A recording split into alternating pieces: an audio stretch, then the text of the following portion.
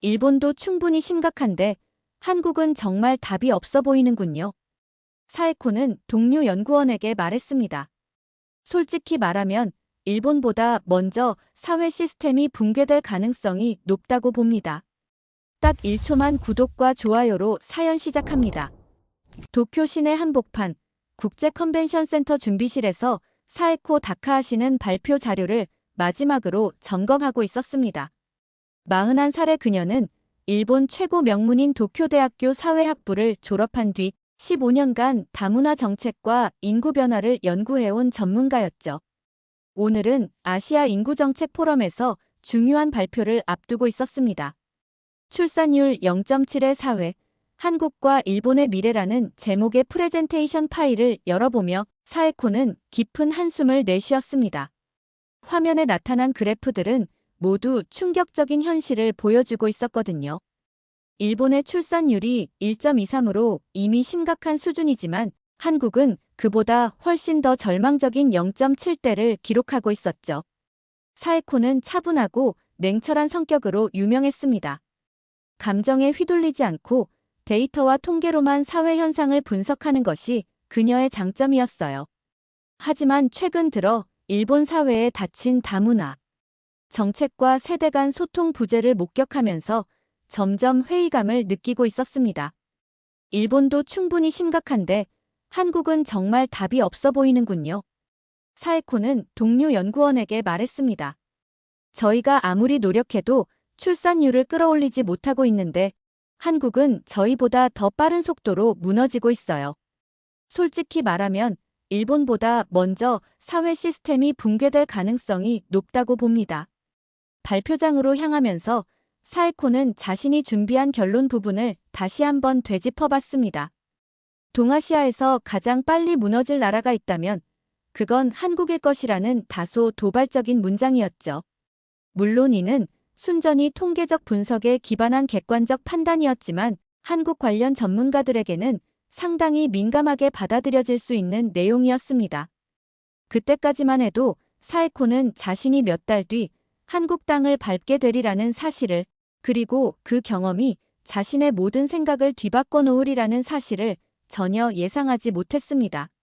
한 달 후, 사에코는 서울 중구에 위치한 통계청 건물 안에 있었습니다. 한국 정부의 초청으로 인구정책 자문 역할을 맡게 된 것이었죠. 사실 그녀로서는 다소 의외였습니다. 일본에서 한국에 대해 상당히 비관적인 전망을 발표했던 터라 한국 측에서 그녀를 부르리라고는 생각하지 못했거든요. 한국의 현실이 얼마나 심각한지 직접 확인해달라는 요청이었어요. 통계청 인구 동향과 박 과장이 설명했습니다. 저희도 솔직한 외부의 시각이 필요했습니다. 특히 일본보다 더 빠르게 진행되고 있는 저희 상황을 객관적으로 분석해 주시길 바랍니다. 사에코는 며칠 동안 한국의 인구 관련 자료들을 샅샅이 분석했습니다. 그 결과는 그녀의 예상보다도 더 충격적이었어요. 컴퓨터 화면에 나타난 인구 피라미드는 이미 피라미드라고 부르기도 민망할 정도로 기형적인 모습을 보이고 있었습니다. 이건 정말 심각하네요. 사에코는 중얼거렸습니다. 이 추세대로라면 불과 30년 후에는 한국 인구의 절반이 65세 이상이 될 것 같습니다.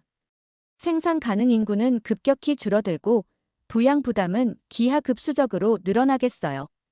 더 놀라운 건 지역별 편차였습니다. 서울과 수도권으로의 인구 집중은 극심했고 지방 소도시들은 이미 소멸 위기에 직면해 있었어요. 경상북도의 한 군 단위 지역은 이미 고령화율이 40%를 넘어서고 있었습니다. 군사력이나 경제 규모를 자랑해봤자 무슨 소용이 있겠습니까? 사에코는 동료들에게 말했습니다. 젊은 세대가 사라지면 모든 게 무의미해지죠. 한국의 GDP가 세계 10위 안에 든다고 하지만 이 인구 구조로는 유지가 불가능할 것 같아요. 특히 충격적이었던 건 혼인 건수와 출생아 수의 급격한 감소였습니다. 혼인 건수는 매년 4%씩 줄어들고 있었고 출생아 수는 이미 25만 명 선이 무너진 상태였어요. 사에코가 일본에서 보던 상황보다 훨씬 더 빠른 속도였습니다. 일본도 심각하다고 생각했는데 한국은 정말 다른 차원이네요. 사에코는 데이터를 정리하면서 생각했습니다. 이 속도로는 정말 사회 시스템 자체가 붕괴될 수도 있겠어요. 하지만 그때의 사에코는 아직 숫자와 그래프로만 한국을 바라보고 있었습니다. 진짜 한국의 모습을 만나기까지는 조금 더 시간이 필요했죠. 서울에서의 분석 작업을 마친 사에코는 현장 조사를 위해 경상북도의 작은 농촌 마을로 향했습니다. 통계상으로는 이미 소멸 위기에 처한 지역이었죠. 고령화율이 45%를 넘어서고 젊은 부부를 찾아보기 힘든 곳이라고 했습니다. 하지만 마을에 도착한 사에코가 처음 목격한 광경은 예상과 전혀 달랐어요. 마을 입구 놀이터에서 아이들이 뛰어노는 소리가 들려왔고 그 옆에서는 30대로 보이는 젊은 부부가 유모차를 밀고 산책하고 있었습니다. 저기요, 혹시 인터뷰 좀 해도 될까요? 사에코는 조심스럽게 다가갔습니다. 부부는 선뜻 응해주었어요. 김철수, 박미영 부부였는데 놀랍게도 4명의 아이를 키우고 있다고 했습니다. 4명이요? 사에코는 깜짝 놀랐습니다. 요즘 같은 시대에 어떻게 그런 결정을 하셨나요? 글쎄요, 특별한 이유는 없어요. 철수가 웃으며 답했습니다. 아이들이 있으니까 마을이 살아있는 느낌이거든요. 그리고 여기서는 키우기가 생각보다 어렵지 않아요. 미영이 덧붙였습니다. 도시에서는 상상도 못했을 거예요. 하지만 여기서는 온 마을이 함께 키우거든요. 어르신들이 정말 많이 도와주시고 아이들도 자연스럽게 예의를 배우죠. 그날 저녁 사에코는 마을 회관에서 열린 공동 식사에 초대받았습니다. 70대 어르신들이 직접 차린 식탁에는 정말 푸짐한 음식들이 올라와 있었어요. 그런데 더 놀라운 건 아이들이 자연스럽게 어르신들께 인사를 드리고 어르신들은 마치 자신의 손주처럼 아이들을 돌보는 모습이었습니다. 이런 건 통계에 나타나지 않는군요. 사에코는 속으로 생각했습니다. 데이터상으로는 소멸 위기 지역이지만 실제로는 끈끈한 공동체가 살아있었거든요. 사에코 씨, 일본은 어떤가요? 마을 이장이 물었습니다. 일본은? 사에코는 잠시 말을 멈췄습니다. 솔직히 말하면 이런 모습은 찾아보기 힘들어요. 개인주의가 너무 강해서 서로 간섭하지 않으려고 하거든요. 식사 후 마을을 산책하면서 사에코는 이상한 기분을 느꼈습니다. 분명히 통계적으로는 위기 상황인데 사람들의 표정에서는 절망이나 포기를 찾아볼 수 없었어요. 오히려 서로를 챙기고 함께 살아가려는 의지가 느껴졌습니다. 숫자와 현실이 이렇게 다를 수가 있나? 사에코는 혼잣말을 했습니다. 이 나라는 정말 숫자만으로는 설명이 안 되는 것 같아요. 그날 밤 민박집에서 사에코는 자신의 연구 노트를 다시 펼쳐봤습니다. 객관적인 데이터들이 가득했지만 오늘 본 현실과는 어딘가 다른 느낌이었어요. 농촌에서의 경험으로 혼란스러워진 사에코는 다시 서울로 돌아왔습니다. 이번에는 한국 교육 현실을 직접 체험해 보기로 했어요. 출산율 저하의 핵심 원인 중 하나가 교육비 부담이라는 분석이 많았거든요. 강남구 대치동 학원가의 심장부에 도착한 사에코는 그야말로 문화 충격을 받았습니다. 밤 10시가 넘었는데도 중고등학생들이 거리를 가득 메우고 있었어요. 모두 학원에서 나오는 아이들이었습니다. 정말 밤 11시까지 공부를 하는 건가요? 사에코는 한 고등학생에게 물었습니다. 네, 이게 기본이에요. 민준이라는 학생이 담담하게 답했습니다. 아침 6시에 일어나서 학교 가고 오후에는 수학학원, 영어학원, 그 다음에 국어학원. 집에 가면 보통 자정이 넘어요. 사에코는 민준의 하루 스케줄을 메모해 봤습니다. 정말 성인 직장인보다도 빡빡한 일정이었어요. 그런데 더 놀라운 건 민준이 이를 당연하게 받아들이고 있다는 사실이었습니다. 힘들지 않나요? 사에코가 물었습니다. 힘들죠. 근데 다른 친구들도 다 이렇게 해요. 안 하면 뒤처지거든요. 민준은 어깨를 으쓱했습니다. 우리 엄마 아빠가 얼마나 고생해서 학원비 대주시는데 열심히 안 할 수가 없어요. 다음 날 사에코는 한 학원 원장을 만났습니다. 20년간 입시 교육에 몸담아온 베테랑이었어요. 학부모들이 원하는 거예요.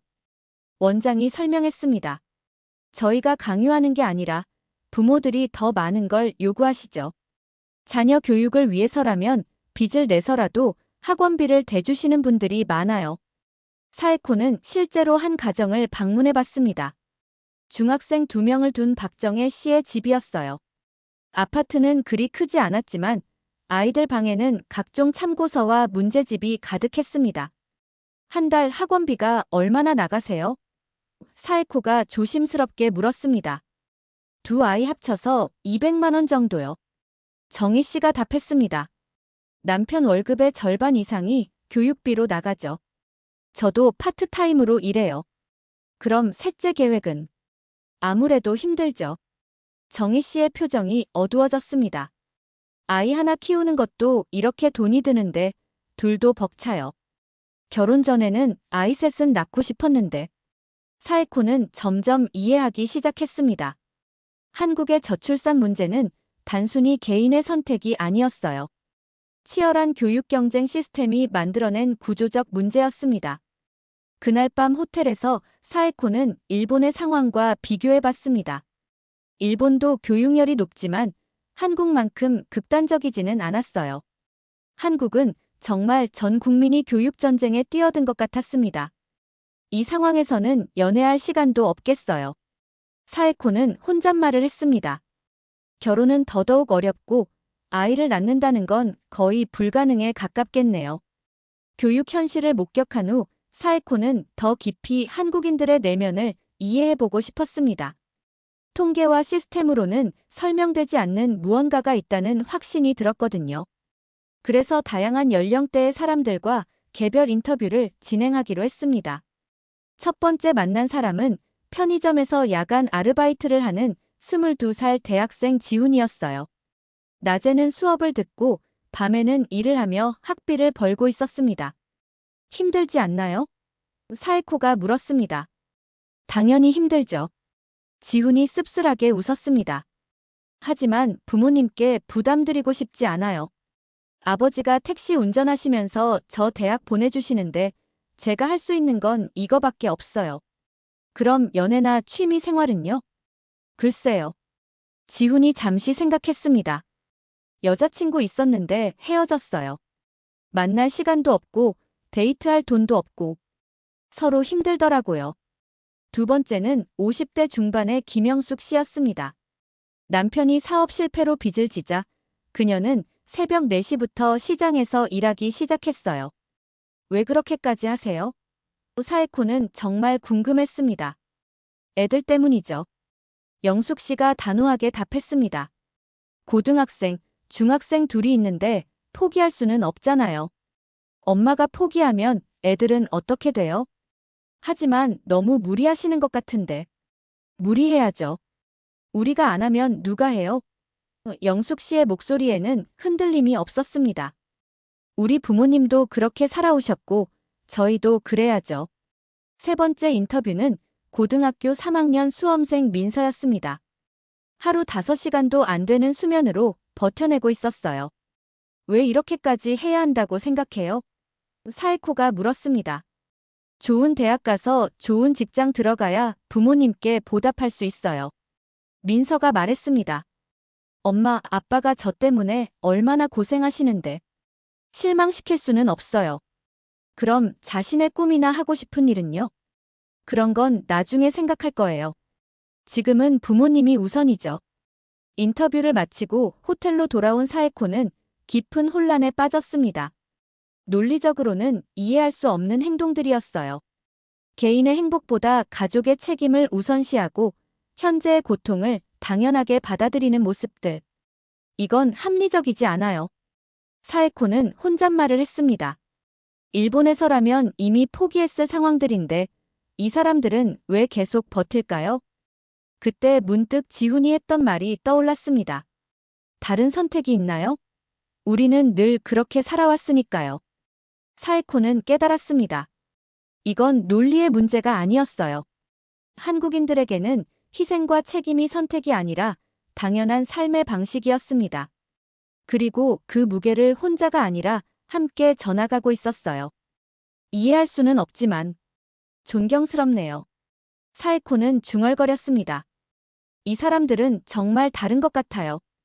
한국인들의 정서를 이해하기 위해 사에코는 서울 용산구에 있는 한국현대사 박물관을 찾았습니다. 한국인들의 행동 양식을 역사적 맥락에서 이해해보고 싶었거든요. 전시실에 들어서자마자 사에코는 압도적인 느낌을 받았습니다. 일제강점기부터 시작해서 해방, 한국전쟁, 산업화, 민주화까지. 한국 근현대사는 그야말로 파란만장했어요. 일제강점기 35년, 한국전쟁 3년, 군사정권 30년. 사에코는 연표를 보며 중얼거렸습니다. 정말 한 번도 평온했던 시기가 없었네요. 특히 눈에 띈 건 각 시대마다 나타나는 한국인들의 대응 방식이었습니다. 일제강점기에는 독립운동과 계몽운동, 한국전쟁 때는 피난민들의 상부상조, 산업화 시기에는 새마을운동과 근로자들의 희생정신. 이 사람들은 항상 위기였구나. 사에코는 생각했습니다. 그런데 매번 포기하지 않고 다시 일어섰어요. 가장 인상 깊었던 건 IMF 외환위기 전시 코너였습니다. 사진 속에는 금 모으기 운동에 참여하는 시민들의 모습이 있었어요. 결혼 반지까지 내놓는 할머니들, 금리까지 뽑아서 기부하는 사람들.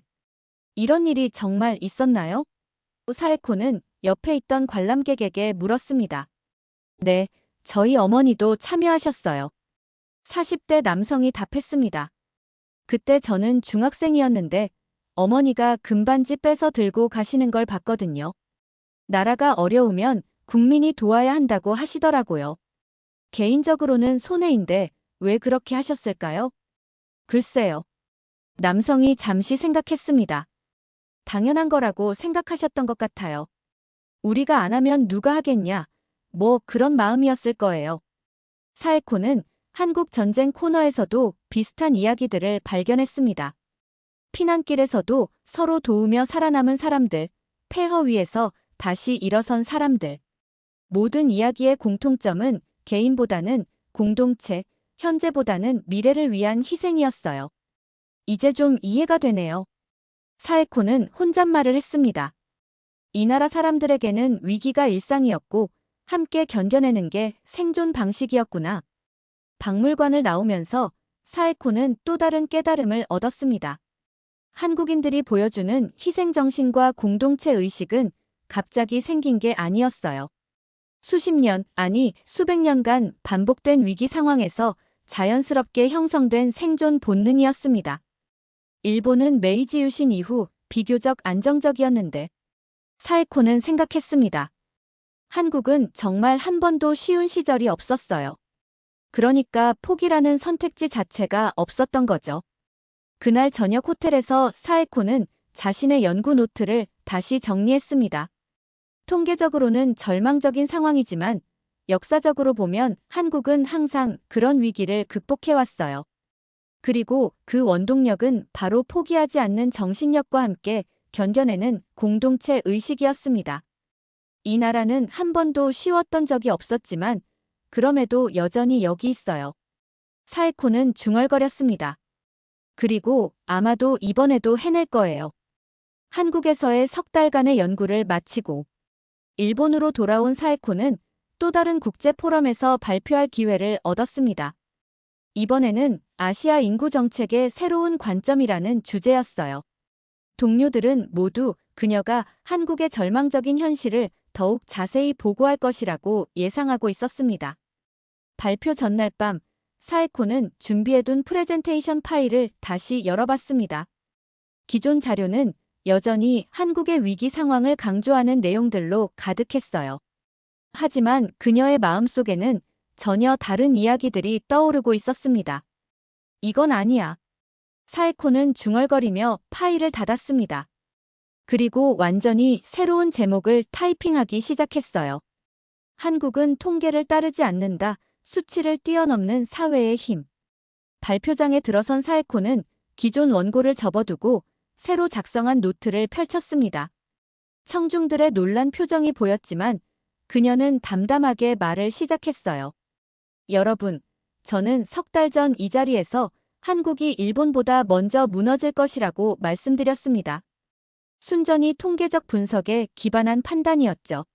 하지만 오늘은 그 말을 정정하려고 합니다. 청중석에서 웅성거림이 일었습니다. 사에코는 계속했어요. 한국의 출산율 0.7, 급격한 고령화, 지방 소멸. 이 모든 수치들은 여전히 심각합니다. 하지만 제가 놓친 게 있었어요. 한국이라는 나라는 숫자로만 설명되지 않는다는 사실 말입니다. 사에코는 경상북도 농촌 마을에서 만난 네 자녀 가족 이야기를 들려줬습니다. 통계상으로는 소멸 위기 지역이지만 실제로는 살아있는 공동체가 존재한다는 것을 설명했어요. 일본에서라면 이미 포기했을 상황에서도 한국 사람들은 계속 버텨냅니다. 희생을 당연하게 여기고 개인보다 공동체를 우선시하죠. 이건 비합리적이지만 동시에 무서울 정도로 강력한 힘이에요. 청중들의 표정이 진지해졌습니다. 사에코는 목소리에 힘을 실어 계속했어요. 한국은 지난 100년간 한 번도 편안했던 적이 없었습니다. 일제강점기, 전쟁, 분단, 독재, 외환위기. 하지만 매번 일어섰어요. 그리고 그때마다 더 강해졌습니다. 저는 이제 확신합니다. 한국은 수치와 예측을 뛰어넘는 나라라고요. 출산율이 0.7이어도 고령화가 심각해도 이 나라 사람들은 또 다른 방법을 찾아낼 겁니다. 왜냐하면 그들에게는 데이터보다 강한 무언가가 있거든요. 발표를 마친 사에코는 질의응답 시간에 여러 질문을 받았습니다. 그럼 한국의 미래를 낙관적으로 보시는 건가요? 라는 질문에 그녀는 이렇게 답했어요. 낙관이 아니라 현실입니다. 한국은 항상 불가능해 보이는 일들을 해왔어요. 이번에도 마찬가지일 거라고 봅니다. 발표가 끝나고 사에코는 자신도 놀랄 정도로 후련한 기분을 느꼈습니다. 학자로서 객관성을 잃었다는 비판을 받을 수도 있었지만 진실을 말했다는 확신이 있었어요. 발표를 마친 후 사에코는 다시 한국을 방문했습니다. 이번에는 연구자가 아니라 한 사람의 관찰자로서 이 나라의 진짜 모습을 더 깊이 들여다보고 싶었거든요. 서울 한강공원에서 사에코는 이른 아침 풍경을 바라봤습니다. 새벽 5시임에도 불구하고 공원은 의외로 활기찼어요. 조깅하는 사람들, 라디오 체조하는 어르신들, 출근 준비를 하는 직장인들. 모두가 바쁘지만 질서정연하게 움직이고 있었습니다. 여기 사람들은 정말 부지런하네요. 사에코는 생각했습니다. 일본도 근면하다고 알려져 있지만 한국인들의 에너지는 뭔가 달랐어요. 더 역동적이고 더 간절해 보였습니다. 지하철역에서 사에코는 놀라운 광경을 목격했습니다. 휠체어를 탄 할아버지가 계단 앞에서 곤란해하자 지나가던 대학생 3명이 자연스럽게 다가가서 휠체어를 들어올렸어요. 특별한 대화도 없이 마치 당연한 일인 것처럼 말이죠. 실례합니다. 저런 일이 자주 있나요? 사에코가 옆에 있던 시민에게 물었습니다. 그런가요? 당연한 거 아닌가요? 그 시민이 되물었습니다. 도움이 필요해 보이면 도와주는 게 맞죠. 점심시간에 사에코는 을지로의 한 식당에 들렀습니다. 작은 식당이었지만 손님들로 가득했어요. 그런데 재미있는 건 혼자 온 손님들도 자연스럽게 대화를 나누고 있다는 것이었습니다. 아드님 군대 언제 가세요? 옆 테이블 아저씨가 대학생에게 물었습니다. 내년에 가려고 해요. 학생이 답했습니다. 힘들겠지만 좋은 경험 될 거야. 남자로 한번 키워주지. 이런 대화가 일본에서는 상상하기 어려웠어요. 모르는 사람끼리 이렇게 자연스럽게 대화를 나누는 문화 말이죠. 오후에는 강남의 한 어린이집을 방문했습니다. 원장 선생님은 사에코에게 흥미로운 이야기를 들려줬어요. 요즘 출산율이 낮다고 하지만 저희는 대기자가 많아요. 원장이 말했습니다. 부모들이 정말 열심히 아이를 키우려고 하거든요. 한 명을 낳더라도 최선을 다해서 키우려고 해요. 그런 열정이 어디서 나오는 것 같나요? 글쎄요. 우리 아이만큼은 더 나은 세상에서 살게 해주고 싶은 마음. 부모라면 다 그런 마음 아닌가요? 저녁에 사에코는 홍대 거리를 걸었습니다. 젊은이들로 가득한 거리에는 활기가 넘쳤어요. 버스킹하는 청년들, 길거리 음식을 파는 사람들, 데이트하는 커플들. 모두가 각자의 방식으로 삶을 즐기고 있었습니다. 통계로는 절망적이라고 하는데 사에코는 중얼거렸습니다. 정작 사람들은 포기하지 않고 살아가고 있네요. 마지막 날 아침, 사에코는 동네 시장에 갔습니다. 새벽부터 일하는 상인들, 장을 보러 온 주민들, 배달 준비를 하는 청년들. 모든 사람이 자신의 역할을 묵묵히 해내고 있었어요. 이 나라는 정말 특별해요. 사에코는 확신했습니다. 숫자로는 위기라고 하지만 사람들은 계속 살아가고 있어요. 서로 도우면서 희망을 잃지 않으면서 말이죠. 공항으로 향하는 길에서 사에코는 자신의 최종 결론을 정리했습니다. 한국은 여전히 많은 문제를 안고 있습니다. 하지만 이 나라에는 통계를 뛰어넘는 힘이 있어요. 포기하지 않는 정신, 함께 견뎌내는 공동체 의식, 그리고 무엇보다 다시 일어서는 법을 유전자로 기억하는 사람들이 있습니다. 한국은 또 한 번 모든 예측을 뒤엎고 세계를 놀라게 할 것입니다. 오늘 사연은 어떠셨나요? 한국의 희망찬 미래를 꿈꾸며 구독과 좋아요로 행운을 빌어주세요. 오늘도 함께 해주셔서 감사합니다.